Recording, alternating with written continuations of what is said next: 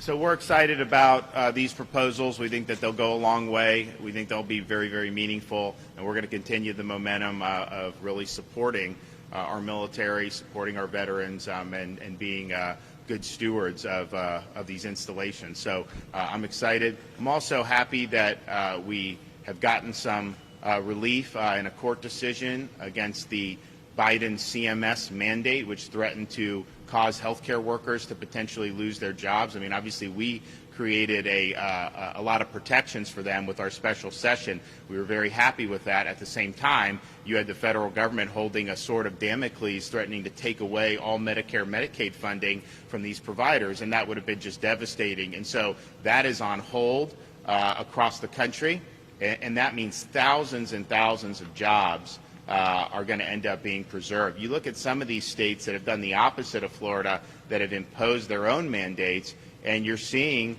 the capacity to deliver health care diminish, even as they're now facing the beginning of winter COVID waves.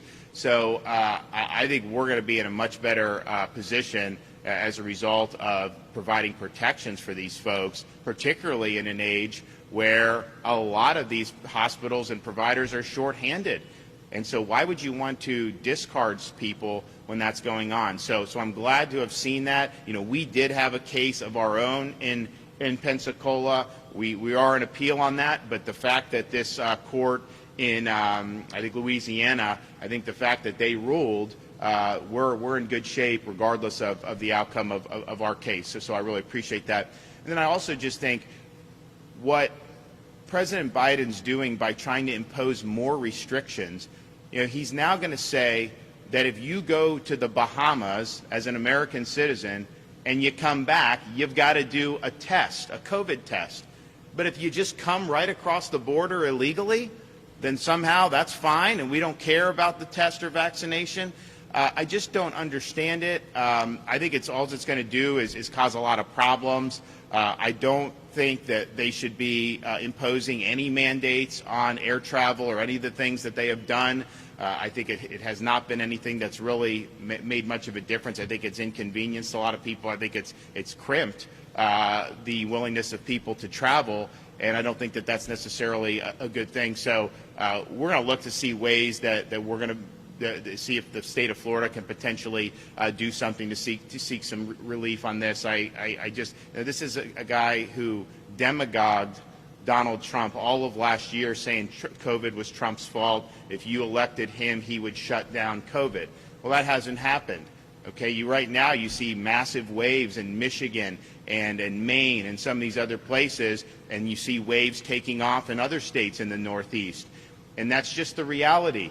And so he basically sold the public a bill of goods, said that he would shut it down. He's not shutting it down. So what they're doing now, I think, is just, it's not going to have any impact on mitigating COVID. It's more theater.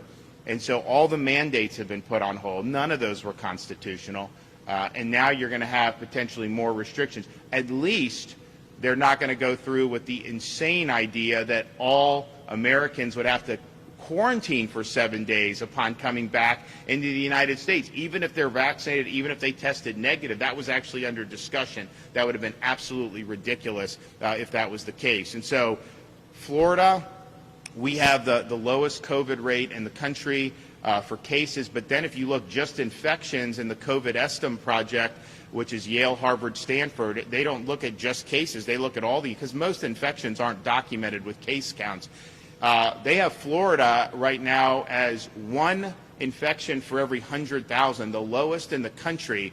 And there's some states that are 120, 130 infections per 100,000. And so, but a lot of those places that have the high infections, they have mandates and they have passports and they have all these things. And so I just think we need to get real here, and we should not be imposing any type of mandates or restrictions on the American people, especially when you don't do that for people that are coming into the country illegally.